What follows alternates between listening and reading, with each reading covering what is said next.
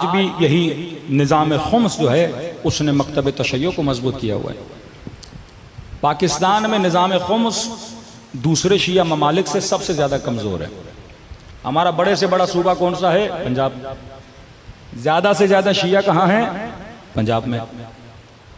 ज़्यादा से ज़्यादा बिगाड़ कहाँ है? पंजाब में। हमारे एक दोस्त कहते थे, मौलाना वो सियासी मसला हो, वो अखलाकी मसला हो, वो जो भी मसला हो, सारे मसले कहाँ से हैं? पंजाब से हैं। तो अगर पंजाब की तरबियत हो जाए तो पूरे पाकिस्तान की तरबियत हो जाए। अक्सरियत सुधर जाती है तो अक़लियत भी क्या हो जाती है? सुधर जाती है। एक सर्वे किया गया कि तकरीबन 75% पाकिस्तान का शिया खुम्स नहीं देता। क्यों? क्योंकि तकलीफ से दूर है। जब निज़ाम खुम्स आपके यहाँ नहीं होगा तो शिया दिन ब दिन गरीब होता रहेगा। आप बस्तियों में चले जाइए, इमाम बारगाहों में, मस्जिदों में 10,000 से ज्यादा किसी मौलवी की तनख्वाह नहीं है। अब जो मौलाना इस महंगाई के जमाने में 10,000 रुपये तनख्वाह लेगा तो वो आपके बच्चों की फिक्र करेगा या अपने बच्चों की करेगा?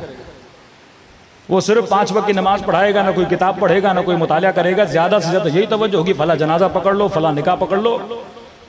क्योंकि इंसान को अल्लाह ने पेट दिया है और पेट की भूख तो हर कोई इंसान बुझाना चाहता है। सबसे ज्यादा जो पैसा हमारे यहाँ खर्च होता है वो मजालिस पे खर्च होता है। और अफसोस से बाज लोगों ने जिक्र इमाम हुसैन को कमर्शियल बना दिया। जिक्र करना फजीलत है, अभी अब्दुल्लाह हुसैन का जिक्र इबादत है। लेकिन ऐसा हुआ कि मिंबर पर बिल्कुल नौजवान लड़के आ गए, मदरसे से नहीं पढ़े, किसी जगह से इल्म हासिल नहीं किया, और लिहाजा इनकी तरबियती नफ्स की वो तरबियत भी नहीं है। कि आप देखते हैं पंजाब में 14 साल का बच्चा, 17 साल का बच्चा, 20 साल का बच्चा, अब आवाज अच्छी है, शक्ल अच्छी है, 4 शेर अच्छे याद कर लेता है, मजमा बाबा कर रहा है। अब होता क्या है कि वो इन्हीं मजलिसों से लाखों रुपए कमाते हैं। चलो मजलिस से अगर अल्लाह पैसा दे भी रहा है तो अपनी जात पे खर्च करो, जो बच जाए वो फिर इमाम हुसैन के अज़ादारों पे खर्च करो ना, वो फिर गरीबों पे खर्च करो। अब क्योंकि तरबियत नहीं है तो जिस तरह आज के जमाने के दुनियादार लोग अपने माल लोगों को दिखाते हैं, मेरा घर, मेरी गाड़ियां, तो अब जवानी में 17 साल में इतना पैसा आ गया, करोड़पति बन गए। 20 साल में इतना पैसा आया, करोड़पति बन गए। तो लिहाजा ये बच्चे किस में जाते हैं? इन्हीं सेल्फियों में। वो गाड़ियां दिखा रहा है। मैंने पंजाब के जाकिर को देखा, तकरीबन 7 गाड़ियां उसने खड़ी की हुई हैं, कीमत तकरीबन 5-7 करोड़ उनकी गाड़ियों की कीमत। इतना बड़ा घर दिखा रहा है और नीचे लिख रहा है कि ये मौला हुसैन का फजल करम है। ये तरबियत इमाम हुसैन है कि तुम अपना माल लोगों को दिखाओ?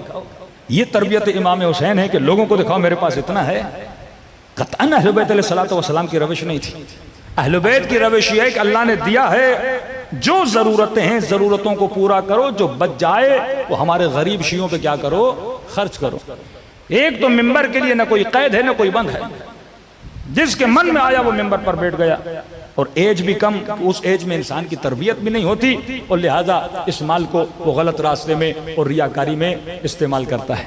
लेकिन अगर मजालिस भी हों, उसके साथ साथ कौम अगर खुम्स की पाबंद हो जाए कि आधा खुम्स सहमे सादात है, कि अगर कौम खुम्स की पाबंद हो जाए, पाकिस्तान तो क्या पूरी दुनिया में कोई गरीब सैयद नहीं होना चाहिए।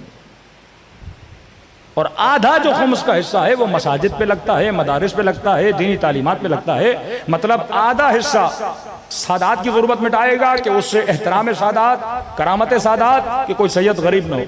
आधा हिस्सा जो है शिया गरीब आबादी पे लगेगा, कि मतलब कोई शिया गरीब भी ना हो, कोई शिया बीमार हो जाए हॉस्पिटल के पैसे नहीं, उसी से बनेगा। आपकी मस्जिदें आबाद होंगी, आपके मदारिस आबाद होंगे। आज कोई भी मौलाना मदरसा खोलता है, मदरसे चलाने के लिए परेशान है कि मौलाना 10 बच्चे मदरसे में हैं, इनका खर्चा हम कैसे चलाएं। ये वो सिस्टम था जो अहले बैत देकर गए कि जब तक विलायत के साथ जिक्र ज़कात है, आपकी नेटवर्क ऑफ विलायत तभी चल सकता है जब आपका इकोनॉमिकल सिस्टम क्या हो? मजबूत हो। इमाम खुमैनी ने जब ईरान में इनकलाब लाया, खबरदार किया हौज़ा इल्मिया को, कभी भी हुकूमत से पैसे न लेना, क्योंकि जो होजा हुकूमत से पैसा लेता है वो हुकूमत की तारीफ करेगा, कभी उस हुकूमत पे अम्र बिल मारूफ नहीं मुनकर नहीं करेगा। कि हमेशा होजे मासूमीन के जमाने से आज तक आजाद रहे, लोगों ने अपनी जेब से खुम्स दिया और उसी खुम्स के जरिए से क्या हुआ, होजा इल्मिया का सिलसिला चला। तो नस्लों को अगर इस नेटवर्क को मजबूत करना है, हमें मासूमीन की तालीमात पे पाबंद होना होगा। आज इतना प्रोपेगंडा आपके इज्तिहाद के खिलाफ क्यों किया जा रहा है? क्योंकि इन्होंने इराक में देख लिया कि इराक को कभी तबाह न कर सके। आप मत सोचिए कि अमेरिका इराक में आया था कि प्लेट में रख के इराक शियों को दे दे और आप 25-25 मिलियन शिया जाएं और 40 इमाम हुसैनी को मनाएं। इन्होंने ये नहीं सोचा था कि हम यमन में जाएंगे और प्लेट में रख के ज़ैदी शिया को यमन दे देंगे। इनकी प्लानिंग्स कुछ और थी। तभी इमाम ज़माना की वो दुआ है कि खुदा दुश्मन को दुश्मन से लड़ा दे। जो दुश्मन प्लानिंग करता है वो और है, जो खुदा प्लान करता है वो और है। सलवात पढ़े मोहम्मद वाले मोहम्मद।